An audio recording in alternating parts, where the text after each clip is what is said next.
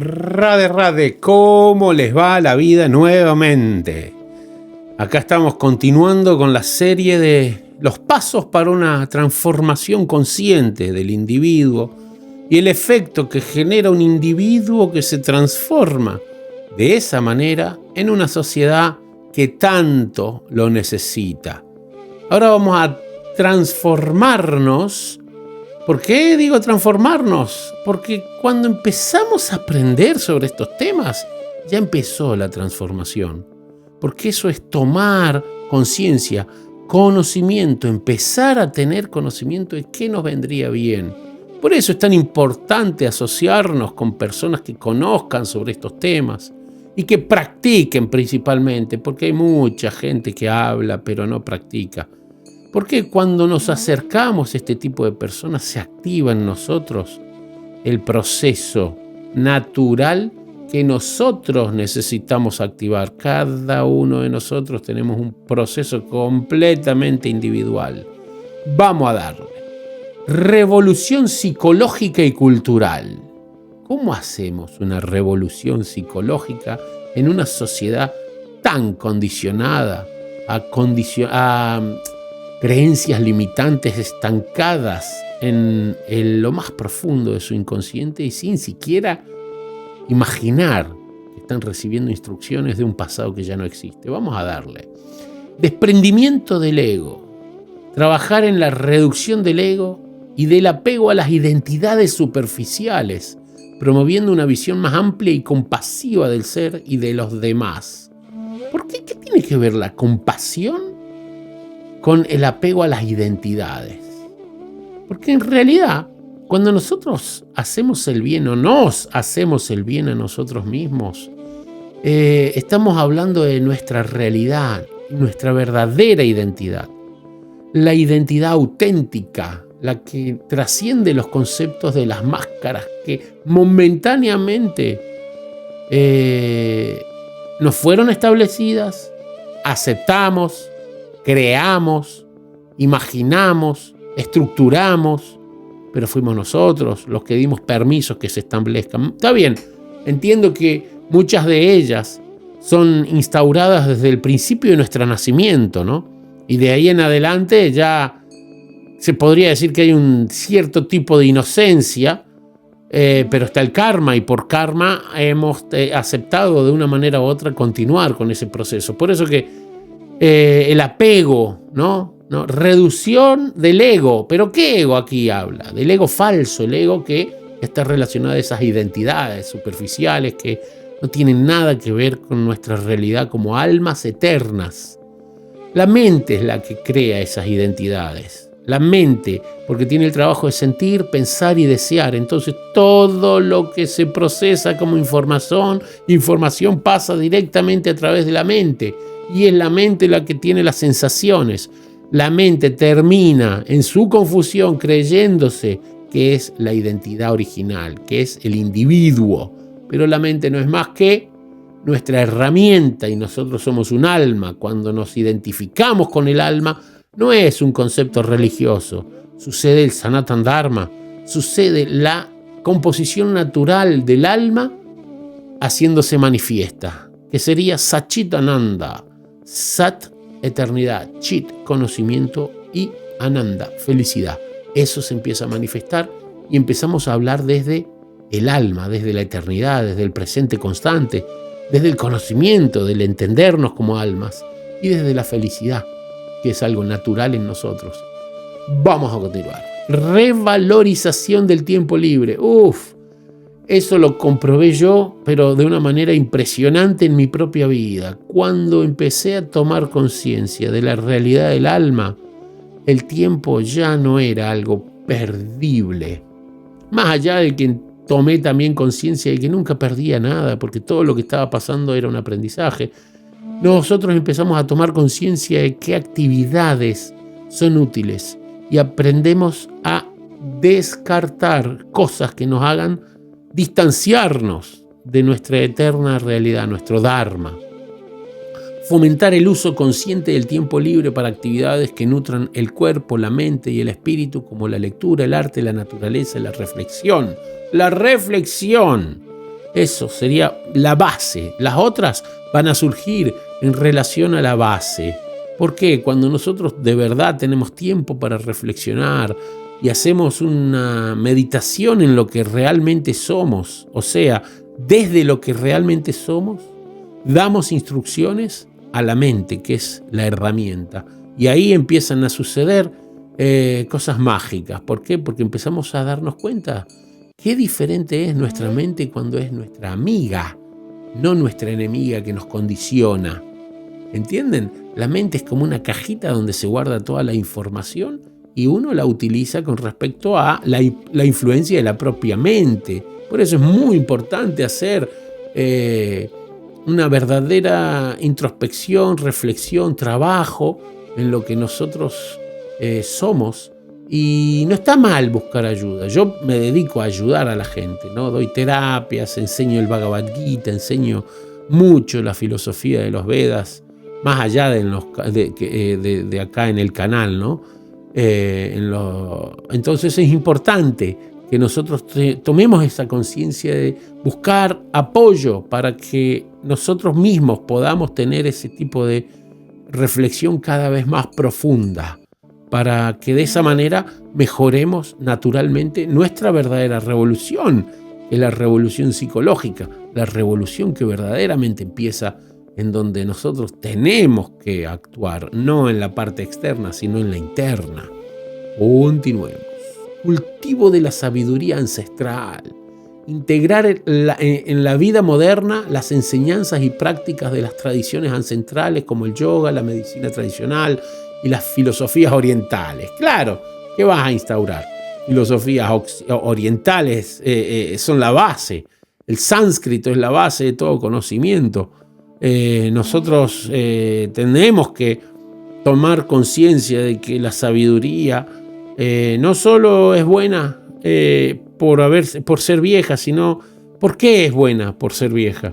Porque en la antigüedad las personas que se dedicaban a practicar este conocimiento no tenían la influencia de lo que hoy en día nosotros recibimos constantemente.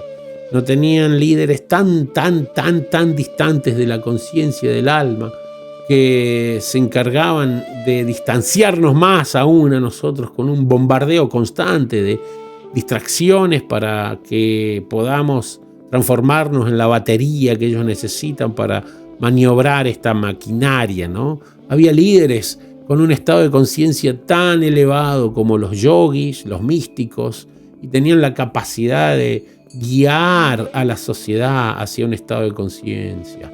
Incluso hay muchas historias en el Srimad Bhagavatam y en muchas otras literaturas sánscritas, ¿no?, que describen cómo eran esos líderes y que la actitud que ellos tenían. No había peleas, no había discusiones en la población por el estado de conciencia del líder.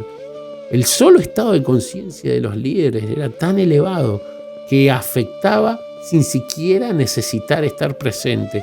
Las personas recibían ese estado de conciencia y actuaban consecuentemente. Y siempre el Bhagavad Gita lo dice, ¿no? Lo que haga un líder, los demás van a seguir. Y por eso está el mundo como está, porque tenemos líderes de la peor calaña posible. Ni siquiera vamos a entrar a analizar a esta gente, porque eso sí sería una pérdida de tiempo innecesaria. Sanación colectiva, implementar programas y espacios comunitarios para la sanación emocional y psicológica de manera colectiva, reconociendo que muchas heridas sociales son el resultado de traumas colectivos. Sí, señor, porque nosotros nos plantean conceptos de encajar en una sociedad desde que somos chiquitos. Yo hago homeschooling, por ejemplo, hago educación en casa, y la pregunta básica que todo el mundo me hace siempre, cada vez que digo que hago educación en casa, me dicen, ¿y la sociabilización? ¿Saben lo que les digo con respecto a la sociabilización? Les digo una cosa muy clara. En la sociabilización masiva, como la escuela, como todo lo que es las cosas masivas, ¿no?, los deportes masivos, todo ese tipo de cosas, no te dan la oportunidad de elegir. Te plantean la idea de que tenés que encajar en eso, ¿no? Y tenés que aceptar todo tipo de cosas. Pero cuando vos tenés la capacidad de discriminar y elegir por vos mismo, lo que veo que hacen mis hijos, tienen la capacidad de elegir personas que tienen otro estado de conciencia. ¿Por qué? Porque ellos mismos lo han logrado, ellos mismos han tenido la oportunidad de comparar estados de conciencia y darse cuenta qué es lo más útil para la sensación de felicidad que una persona necesita para vivir en armonía, ¿no es cierto?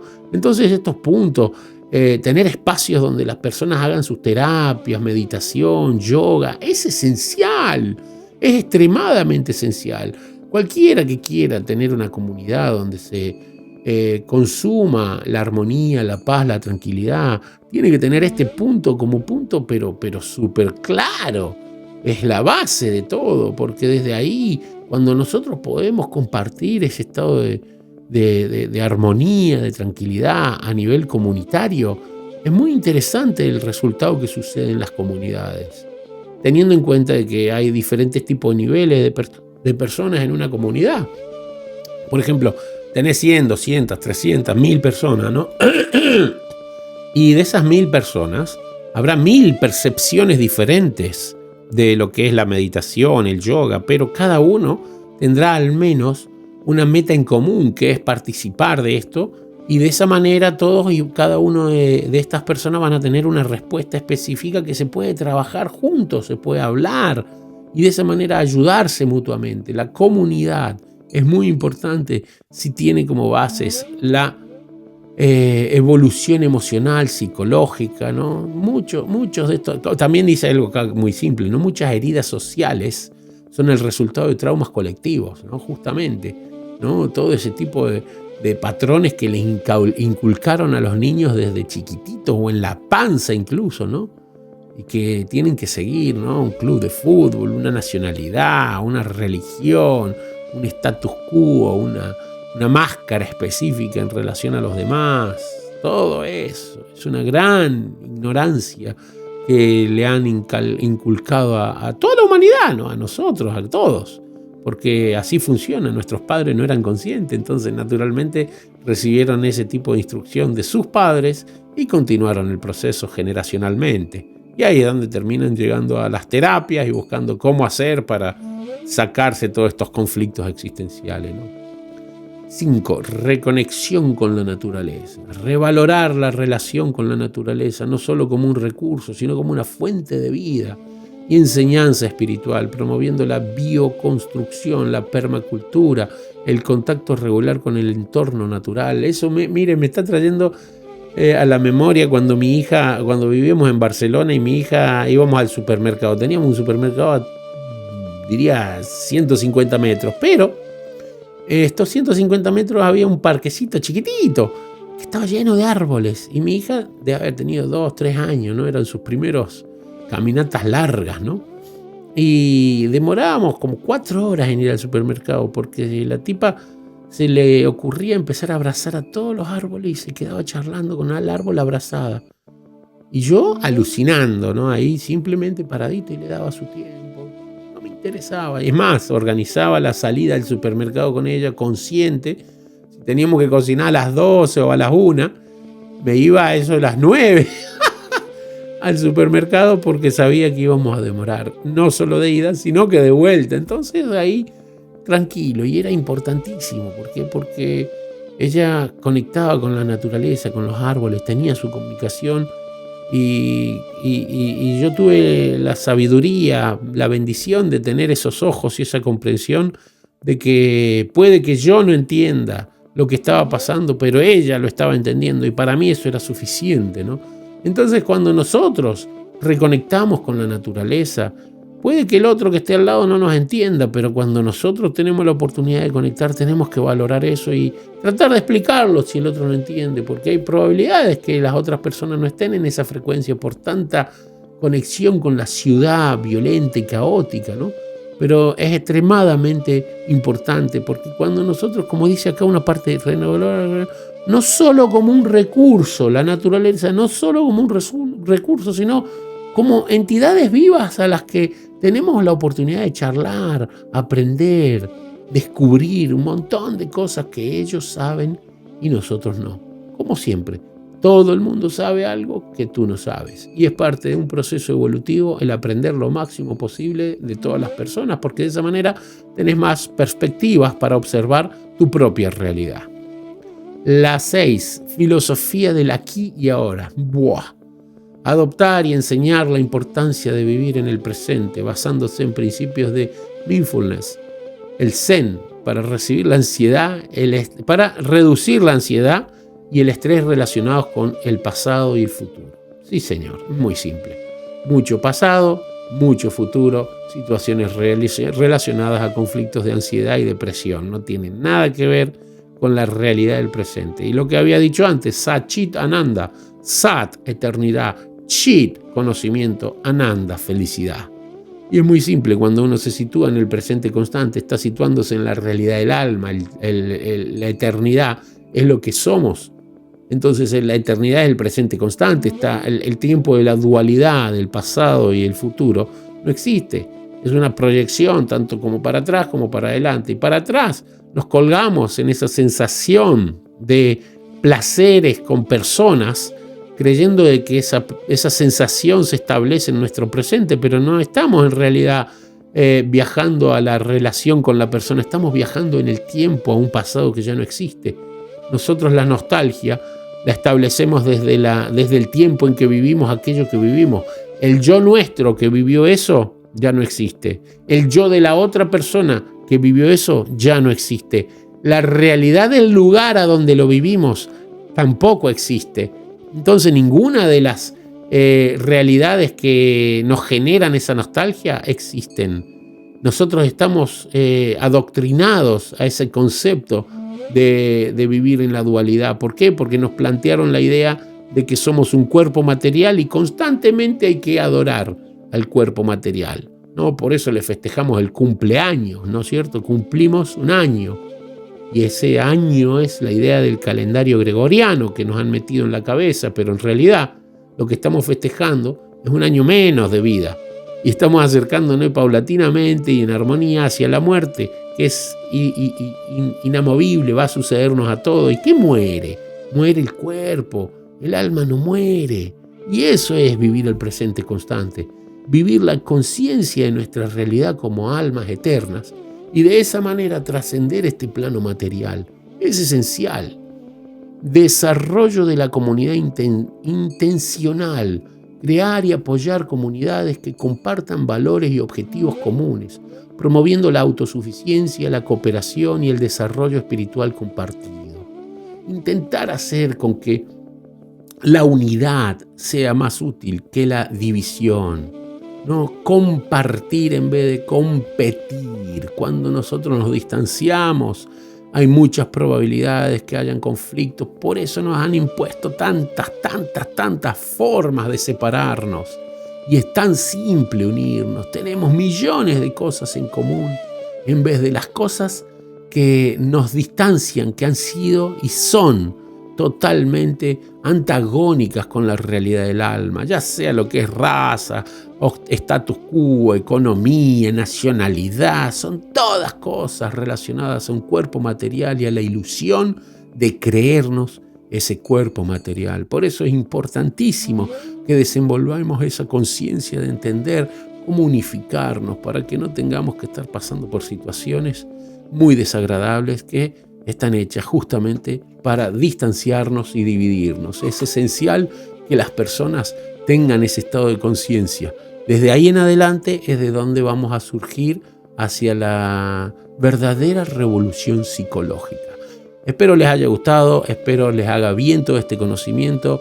Déjenme sus comentarios, suscríbanse, denle un me gusta y díganle lo que opinan, ¿no? Acá estamos siempre para responder. Muchísimas gracias y nos vemos en el próximo. Radhe, radhe.